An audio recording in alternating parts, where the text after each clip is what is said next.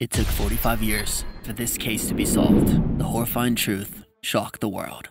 The disappearance of an 11-year-old girl shook the world, and it took 45 years for this case to be solved. No one knew where she went or what had happened to her. With unexpected twists and eerie details, this shocking case will leave you breathless. Join us as we uncover the dark secrets behind her disappearance and reveal the truth that has been hidden for decades. Linda OKeefe was born on May 24, 1962, in the beautiful city of Newport Beach, California, located in the United States of America. She was raised in a large and tightly knit family, where she was the middle child, where her father was also a machinist and her mother worked as a seamstress. Linda had two sisters, an older one and a younger one.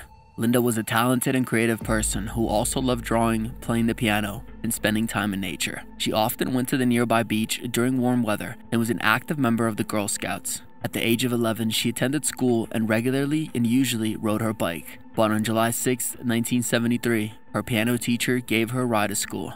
Linda was responsible and an independent child who always made it a point to attend her piano lessons and arrive at school on time. After Linda's class ended at around 1:30 p.m., she used the school phone to call her mother at 1:36 p.m. She asked to be picked up as she came without her bicycle that day. However, her mother worked from home and did not want to be distracted, so she told Linda to walk even though it was only a little over 2 kilometers from school to home. Linda did not want to walk after talking to her mother and even cried. The school secretary thought about giving her a ride home, but could not as she needed to go the other way. Linda exited the school and sat outside the building for a while before heading home. Her route could have taken only half an hour, but the girl was delayed. At first, her mother did not think much of it and assumed that Linda had met her friends and gone for a walk. But with each passing hour, she became more and more worried. Linda's parents could not locate her even after calling everyone they knew and searching the neighborhood. They suspected she might be upset and intentionally avoided going home due to her mother's refusal to pick her up. However, as it got dark, they grew increasingly worried and decided to involve the police in the search for their daughter. The police were alerted by her family, and when she didn't return home from school, a massive search operation involving police, search dogs, and helicopters was launched. Despite the efforts, Linda could not be found.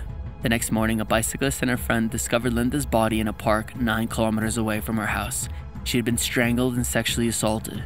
The police found tire tracks near the crime scene, but no other clues.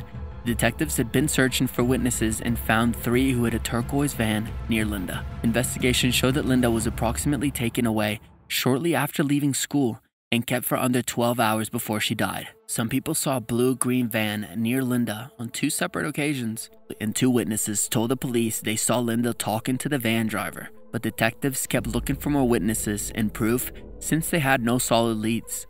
The case of Linda's murder involves witnesses reporting seeing her with a man in a white van before she disappeared, but the police couldn't find the suspect despite their efforts.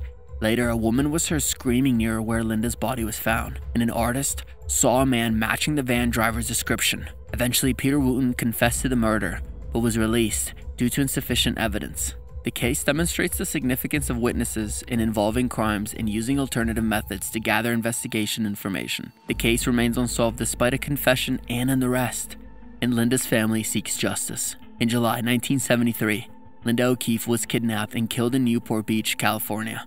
45 years later, her case was reopened with a new lead.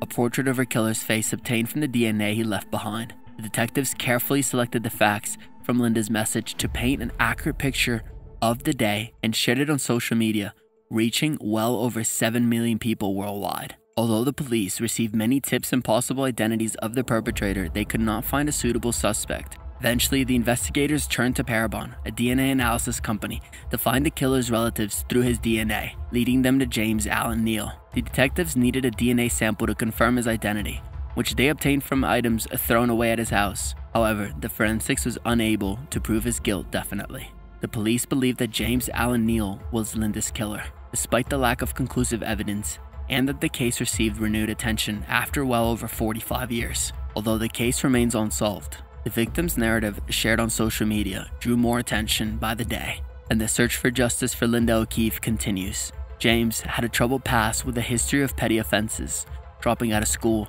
and difficulty staying employed, with an extensive criminal record. Despite repeated arrests, he usually received minimal punishment and continued to engage in criminal activities. James married for the first time at 25 and later killed his pregnant wife in Los Angeles, Despite having a criminal record in another state, he received minimal punishment and continued to engage in criminal activities, including theft and counterfeiting, leading to a brief stint in prison and divorce from his first wife. After living in different states, he returned to Colorado. He married again, but detectives discovered his possible involvement in numerous child abuse cases and suspected him in at least 5 more abductions of girls from the street. James was later arrested for Linda's murder, which he denied, but the court found him guilty based on DNA evidence on the victim's body.